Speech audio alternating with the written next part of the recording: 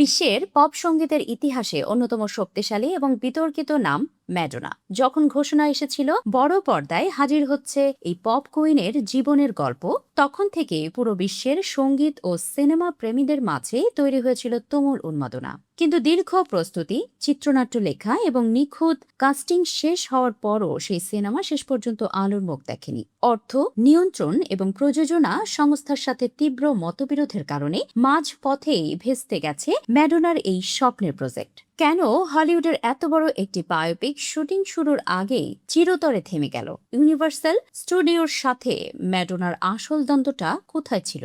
2021 সালে হলিউডের খ্যাতনামা স্টুডিও ইউনিভার্সাল পিকচার্স আনুষ্ঠানিকভাবে ম্যাডোনার জীবনী চিত্র নির্মাণের ঘোষণা দেয়। এই প্রজেক্টের সবচেয়ে বড় বিশেষত্ব ছিল এটির চিত্রনাট্য লেখা থেকে শুরু করে পরিচালনা সবকিছুই নিজে করার সিদ্ধান্ত নেন ম্যাডোনা। অর্থাৎ নিজের জীবনের গল্প নিজেই পর্দায় ফুটিয়ে তুলতে চেয়েছিলেন তিনি। তবে সিনেমার আসল সমস্যা শুরু হয় এর বাজেট নিয়ে। ম্যাডোনা মনে করেন তার জীবন কেবল একজন সাধারণ শিল্পীর গল্প নয়, এটি নিউ ইয়র্কের রাস্তায় টিকে থাকার সংগ্রাম, সঙ্গীত জগতে পুরুষতান্ত্রিকতার বিরুদ্ধে লড়াই এবং বিশ্বখ্যাত হওয়ার এক দীর্ঘ মহাকাব্য। আর এই বিস্তৃত গল্প ফুটিয়ে তুলতে প্রয়োজন ছিল বিশাল বাজেট, কিন্তু ইউনিভার্সাল স্টুডিও সেই ব্যয়বহুল বাজেট দিতে রাজি হয়নি।